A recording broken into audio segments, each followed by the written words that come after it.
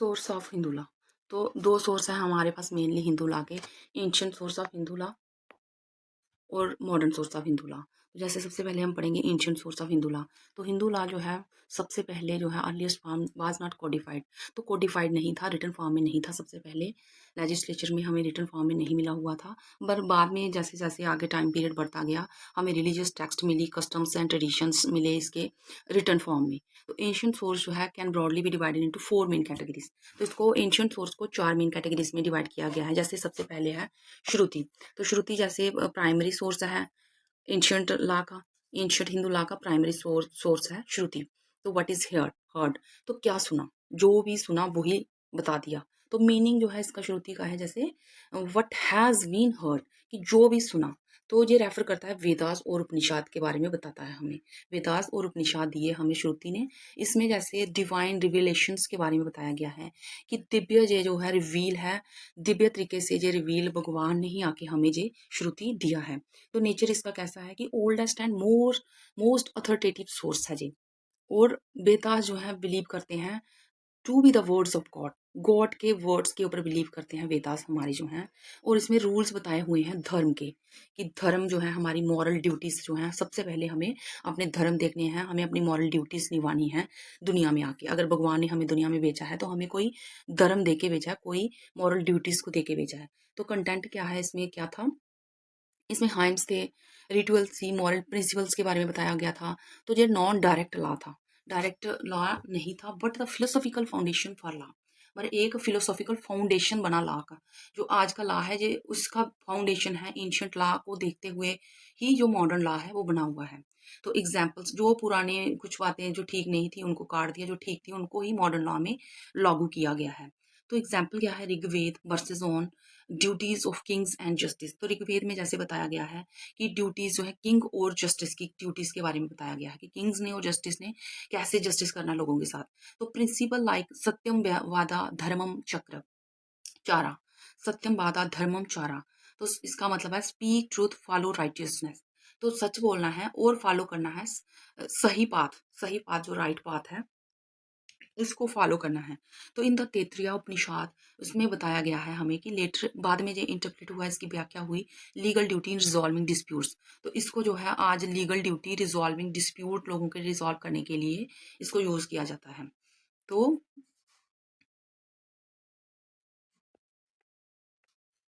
Next है जैसे हमारे पास सेकंड नंबर है स्मृति। तो सेकंड सोर्स है ये हिंदू लॉ का स्मृति। व्हाट इज रिमेम्बर्ड, तो क्या याद किया हमने, क्या हमने याद किया। तो स्मृति का मतलब है कि विच हैज बीन रिमेम्बर्ड, कि जो हमने पीछे याद किया श्रुति में, उसी का ही ये एक पार्ट है। These are human interpretation of Shruti. तो ये ह्यूमन की व्याख्या है श्रुति को लेके, श्रुति को ही अच्छे से व्याख्या करके जो है स्मृति बनाई गई है और उसमें कुछ और एड ऑन किया है। टाइप्स इसकी थी जैसे धर्म सूत्र शास्त्रास, धर्म शास्त्रास, धर्म सूत्रास। तो धर्म शास्त्रास में जैसे बताया गया है कि text on duties and law, इसके टेक्स्ट लिखी, बुक्स लिखी, ड्यूटीज हमारी क्या होनी चाहिए, कैसे कैसे लॉ बनने चाहिए, इसके धर्म शास्त्रास में हमें जे बताया गया है। धर्म सूत्रास में एप्रोइजम्स के बारे में बताया गया है। मीन्स कहावतें, छोटे छंद, सूत्र वगैरह जो है वो एप्रोहिजम्स में दिए गए हैं। धर्म सूत्र छोटे छोटे व्याख्या कहावतें लिखी हुई हैं इसमें। तो Smriti by sages like Manu, Yajnavalkya, Narada. तो स्मृतिज में जैसे साधुओं संतों ने जे मनु के बारे में बताया गया है, जजन वालिका, नारदा के बारे में बताया गया है। तो फेमस स्मृति जैसे हमारे पास थी तब मनुस्मृति बाई मनु, मनु के द्वारा लिखी गई थी। तो इसमें कवर की गई थी, मनुस्मृति में कवर की गई थी हमारी ड्यूटीज, फैमिली लॉ के बारे में बताया गया था, क्राइम्स क्या क्या हैं उसके बारे में पूरा बताया गया था, और पनिशमेंट्स के बारे में बताया गया था कि अगर कोई क्राइम करेगा तो उसको कैसे पनिशमेंट मिलनी है। तो ये मनुस्मृति में दिया हुआ था तब, जैसे आजकल CRPC IPC में बताया होता है, वैसे ये मनुस्मृति में तब बताया गया था। तो जजना वालिका स्मृति जो है इसमें मोर ऑर्गेनाइज्ड लीगलिस्टिक अप्रोच थी, और इसमें ज़्यादा ऑर्गेनाइज तरीके से लिखा हुआ था। तो नारदा स्मृति में डिटेल जुडिशियल प्रोसीजर थे।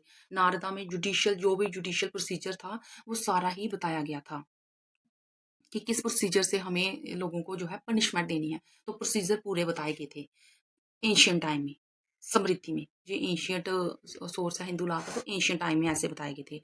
तो मॉडर्न में अब अलग है, वही चीज़ें हैं मगर थोड़ी मॉडिफाइड तरीके से हो गई हैं।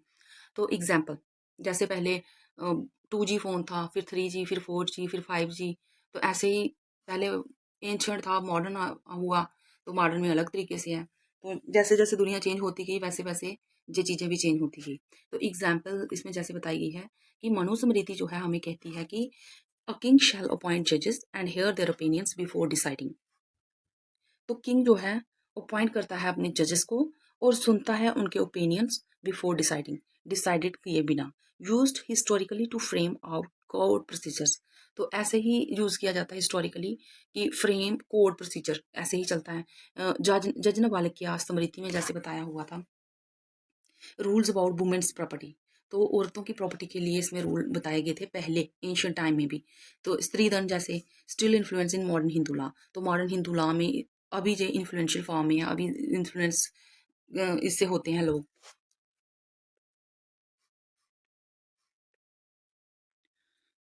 थर्ड नंबर है एंशियंट लॉ का commentary and digest. Ancient Hindu law का थर्ड नंबर है कमेंट्रीज एंड डाइजेस्ट, मतलब निबंध वगैरह। तो निबंध वगैरह इसमें जैसे लिखे गए थे, तो मीनिंग जैसे था इसका कि scholars wrote explanation and compilation of summaries to clarify ambiguities. तो क्लैरिफाई करने के लिए, एम्बिग्यूटी मीन्स अस्पष्टता। तो जो लोगों को समझ नहीं आ पाई पीछे वाले की श्रुति की स्मृति की, इसमें और क्लियरिटी तरीके से बताया गया, निबंध बना बना के लिखे गए और क्लियर तरीके से लोगों को समझाने की कोशिश की गई। इसमें पूरी फुल एक्सप्लेनेशन के साथ इसमें लिखा गया कमेंट्रीज ऑन डाइजेस्ट में। तो ये भी बुक्स ही थी, निबंध वगैरह इसमें अच्छे तरीके से एडजस्ट कर करके अच्छे से एक्सप्लेन कर करके लिखे गए। तो रीजन क्या था इसका कि different regions interpret Smritis differently leading to regional school of Hindu law. तो अलग अलग रीजन के स्कूल जो थे उसमें हिंदू लॉ जो है अलग अलग तरीके से व्याख्या कर करके समझाया गया, क्योंकि अलग अलग रीजन में अलग अलग भाषा यूज होती है, तो अलग अलग भाषा में अलग अलग रीजन्स में ये फैलाया गया हिंदू लॉ। तो कमेंट्रीज और डाइजेस्ट बनाए गए अलग अलग रीजन्स को देखते हुए। तो स्कूल जो है इसमें दो स्कूल थे, मितकसरा और दयावागा। तो मितकसरा स्कूल जो था, जैसे मितकसरा स्कूल जो था वो एक्सेप्ट बंगाल, अक्रॉस इंडिया, पूरी इंडिया में था एक्सेप्ट बंगाल। तो ध्यावागा जो था बंगाल और असम में था। ध्यावागा स्कूल जो था बंगाल और असम में था। जैसे एग्जाम्पल है मितकसरा कमेंट्री बाय विजय नश्वरा एंड जजनावालक्या स्मृति। तो forms on the basis of Hindu joint family law today. आजकल इसको हिंदू जॉइंट फैमिली लॉ के नाम से भी जाना जा रहा है। जैसे आजकल की हिंदू जॉइंट फैमिली हैं तो उनके ऊपर इसको लागू किया जाता था। इसमें जैसे था कि बच्चा जैसे ही लड़का पैदा होता था तो उसी वक्त जो थे वो अ, वारिस बना दिया जाता था। उसी वक्त जो है फादर की प्रॉपर्टी का उसका आधा हिस्सा बन जाता था इसमें मितकसरा में। तो दया भागा जो है ये लिखी गई है जिमुत वाहना के द्वारा। तो इसमें डिफरेंट रूल्स थे इनहेरिटेंसी के, मीन्स इसमें डिफरेंट रूल्स थे कैसे आगे जो है बच्चों को इनहेरिटेंसी देनी है। तो जो सन जो है don't get right by birth. तो इसमें सन को बर्थ के बाद ही राइट्स नहीं मिल जाते थे अपने फादर की प्रॉपर्टी के, but after father's death, father की डेथ के बाद मिलते थे। तो मितकसरा में जो है, मितकसरा कमेंट्री में जैसे बच्चा पैदा होता था वैसे ही उसको हाफ जो प्रॉपर्टी जो है फादर की मिल जाती थी। तो देहापागा में ऐसा नहीं था। फोर्थ नंबर पे हमारा एंशिएंट सोर्स है हिंदू लॉ का कस्टम, मतलब आचार्य। तो मीनिंग इसका है जैसे long standing accepted practice of the community. तो लंबे समय से जो प्रैक्टिस जो है हो रही है हमारी कम्युनिटी में, provided they were not against morality और लॉ।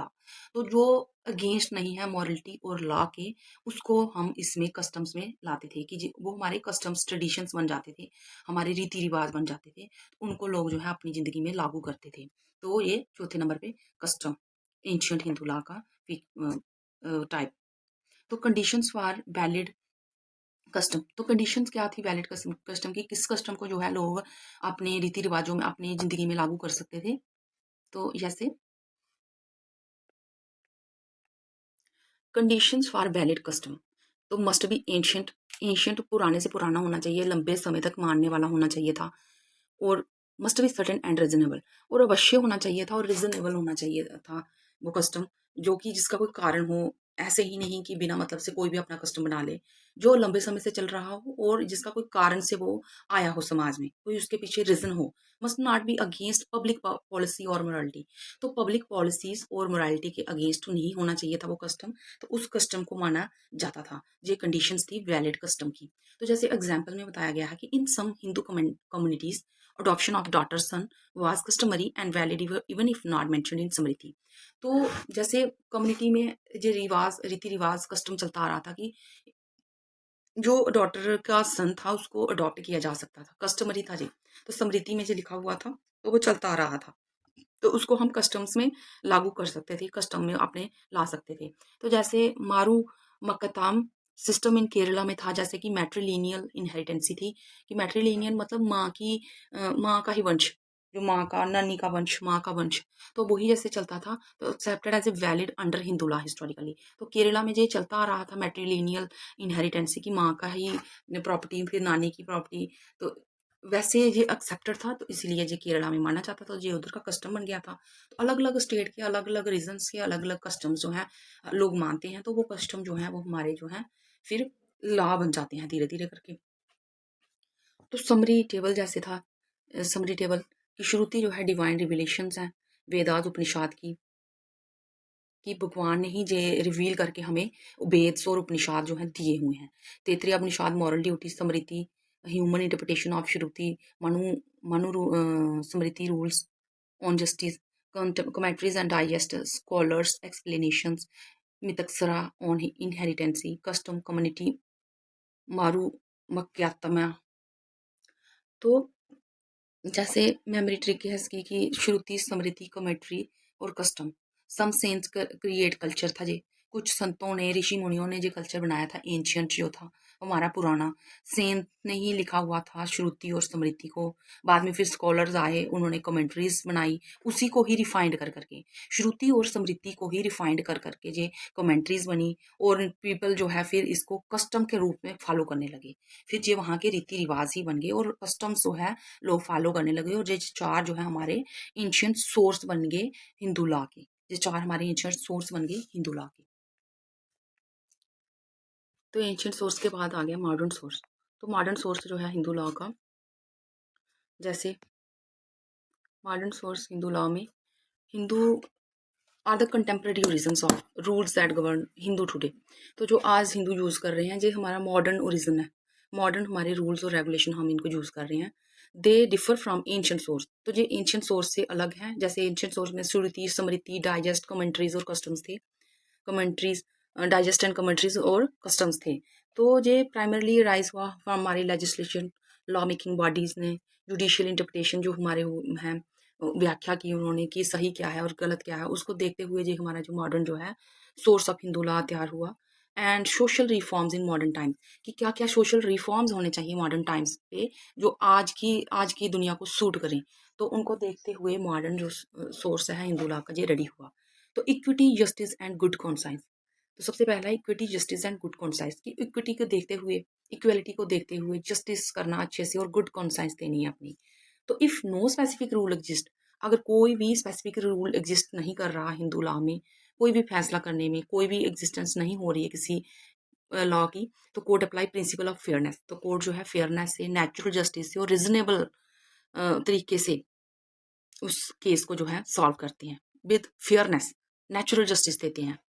तो एक जैसे एग्जाम्पल है in Ganga versus Chandrabhaga year 1952, where no direct precedent exist, जहाँ पे कोई भी पहले से प्रेसिडेंट मीन्स पहले के जो हमारे फैसले हुए होते हैं, कोई भी पहला फैसला एग्जिस्ट नहीं कर रहा था उस प्लेस पे।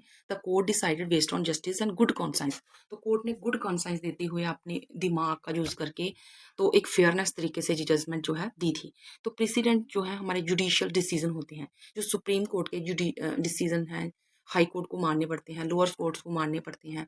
उन डिसीजंस को लेके भी जो फैसले हैं, कुछ फैसले उन डिसीजन को लेके होते हैं जिनमें जो है, तो कुछ जो नहीं होते हैं जो प्रेसिडेंट्स को लेके, उनमें इक्विटी, जस्टिस और गुड कंसेंस लगता है।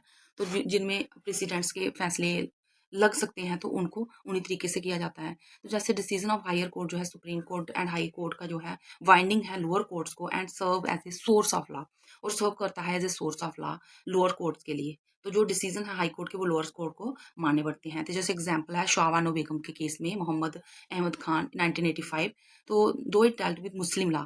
तो जो ये मुस्लिम लॉ की वुमेन थी, मुस्लिम वुमेन थी, तो जब उन्होंने मेंटेनेंस का केस लगाया था तो right for women cross communities under section 125 CrPC जो थी लागू की गई थी मुस्लिम वुमेन के लिए।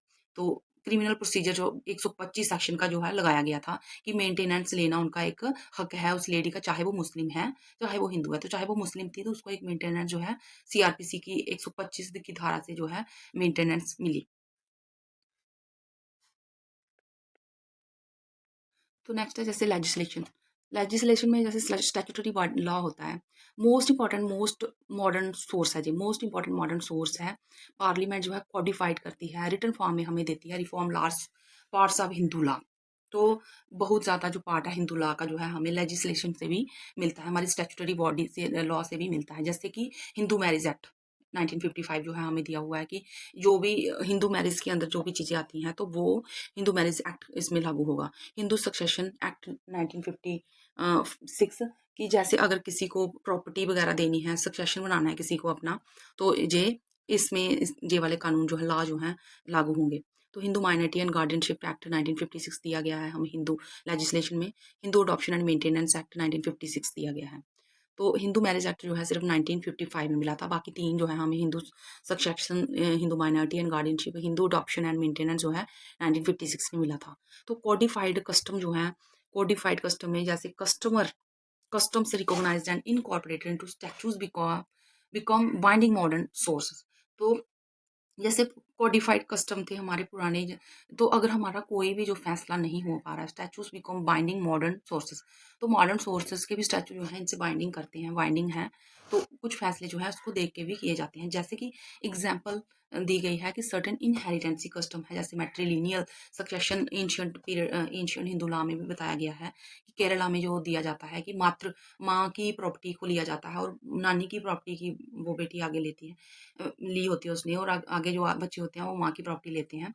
तो ये जो है केरला का एक कस्टम है, तो इनको जो है मानना पड़ता है। जो कॉडिफाइड कस्टम है, रिटन फॉर्म में लिखे हुए हैं उधर के कस्टम केरला के, पर codified before being abolished by legislation.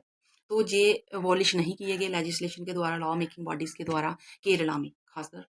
तो जैसे समरी है इसकी कि modern source meaning example equity justice and good conscience होती है, इसमें फेयर डिसीजन होते हैं, एब्सेंस ऑफ स्पेसिफिक लॉ चाहे हो, चाहे कोई हमें लॉ से हमें कोई फ़ायदा मिले या ना मिले, मगर फेयर डिसीजन इसमें दिए जाते हैं। प्रेसिडेंट वाइनिंग जुडिशियल डिसीजंस होते हैं, लेजिस्लेशन स्टेचुरी एनैक्टमेंट्स होती हैं, कॉडिफाइड कस्टम होती हैं। Thank you for watching.